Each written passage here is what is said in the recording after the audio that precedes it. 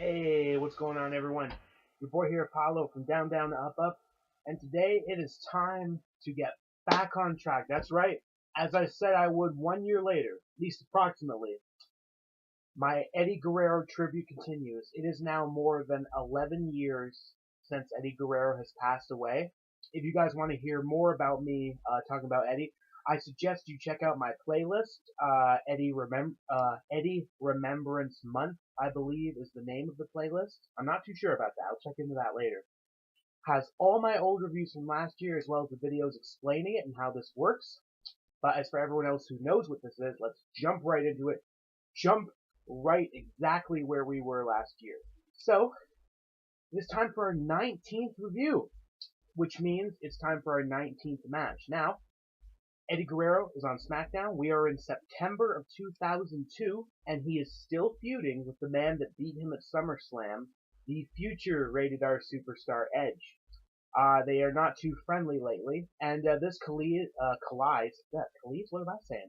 This collides to a match with them once again. It is now number 2 at Unforgiven 2002. I do own this on VHS. Not that shabby of a pay-per-view. Had some good stuff. We had the World Heavyweight Championship being defended for the first time on pay-per-view, at least the reincarnated one that Eric Bischoff made of Raw 2002. First time ever, we had Brock Lesnar and The Undertaker fight for the WWE title. I distinctively remember the ending of that match annoying me a little bit. What the heck? It's more than 10 years ago. I'll spoil some things. It was Rob Van Dam and Triple H that fought. That's when Ric Flair turned heel and joined Triple H. Big shocker that night. As well as Brock Lesnar and Undertaker going to a no contest due to outside interference, as well as chair shots and other such, including throwing Brock through the Unforgiven set, which was kind of amusing, actually. But, yeah, it was a good night. Of course, that led up to Taker and Brock in Hell in a Cell for the first time, but I'm backtracking, going into other details. You know me, I can ramble. But on to the match. I thought it was an instant classic. Those two put on a great show that night. It was in Los Angeles, I believe. And of course, it was the whole story building. Eddie felt like Edge had no respect for him. At least that's how he said he felt about it. So he's been having his own feud with Edge on SmackDown the past month or two, which involved just the previous Thursday before the pay-per-view, Eddie attacking Edge with a steel chair, which don't mind that noise. It's just my VCR shutting off. It does that, just in case it picks up. So Edge got a chair shot to the head just 3 nights before the pay-per-view. He has supposedly a mild concussion going into the pay-per-view. Probably not, because I don't think they let him do that. Maybe, though. It's 2002. So starting the match off, Eddie was a little bit hesitant at first to get in, obviously. Edge came out and he was pissed, you know what I mean. So Eddie tried to distract Edge outside the referee too, try to get a cheap roll up in the beginning, but of course Edge kicked out, and then the real match kind of began. Checking here. So Edge then he took control of the match for a bit, got a backslide, a flapjack, a few suplexes then, but Eddie he turned the tide, I believe.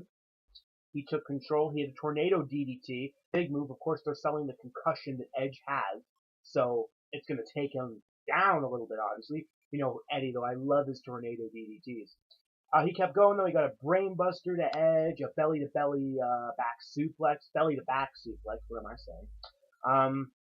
He kept the chin lock in for a bit, too. Very interesting. When he had the chin lock, with the side of the arm, back, and he had the knee and the side of the gut. It sounds something you see every day, but the way Eddie was doing it, it was a lot more torque to it.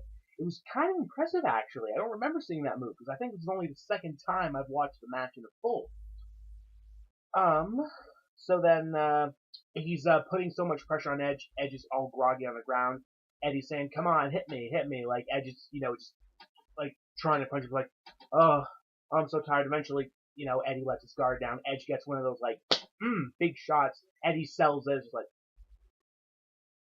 falls back. It's like Ric Flair when he got chopped that one time, or any other time where he just oh, and he falls on his face. But Eddie fell on his back. So, referee obviously started to count. 6. Both men are getting up. But Eddie actually kept control. He got razzled. Some serious shots when he had Edge in the corner.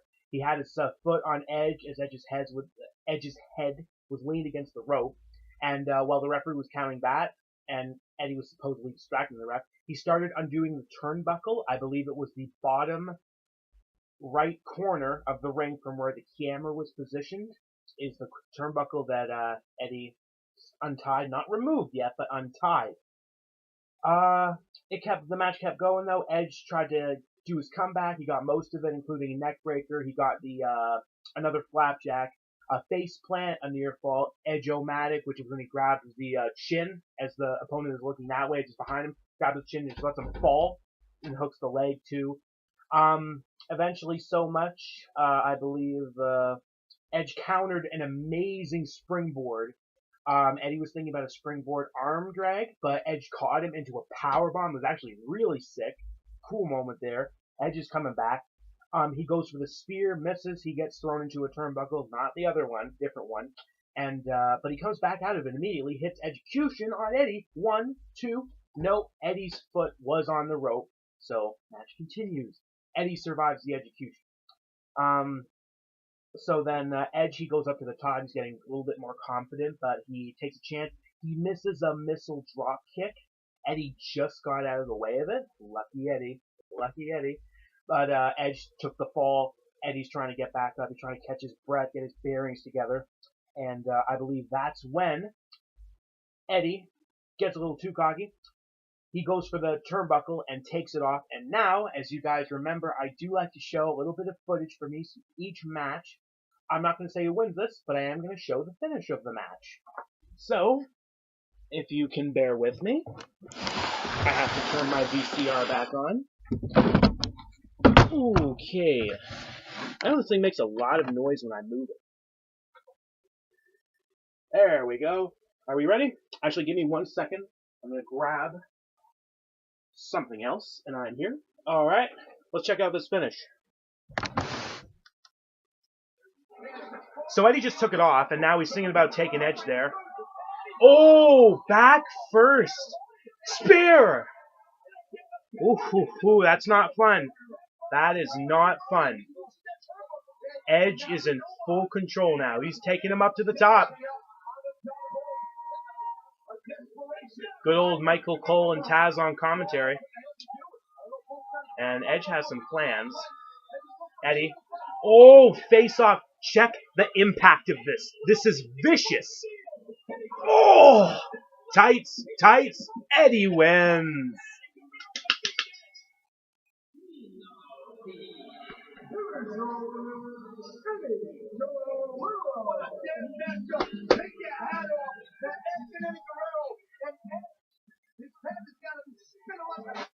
Oof. Talk about your power bombs. You guys see the impact on that. Go back in the video and check out that impact. That is some serious impact that got hit off of that. Like, damn. But yeah, that was a classic match, in my opinion. I'm so glad to put it on this list. And, little spoiler, they are 1-1 on pay-per-view. We are going to SmackDown next for the final match between Edge and Eddie Guerrero in our next part. Check it out next time. It's going to be no disqualification. Who's winning this war? Keep it real.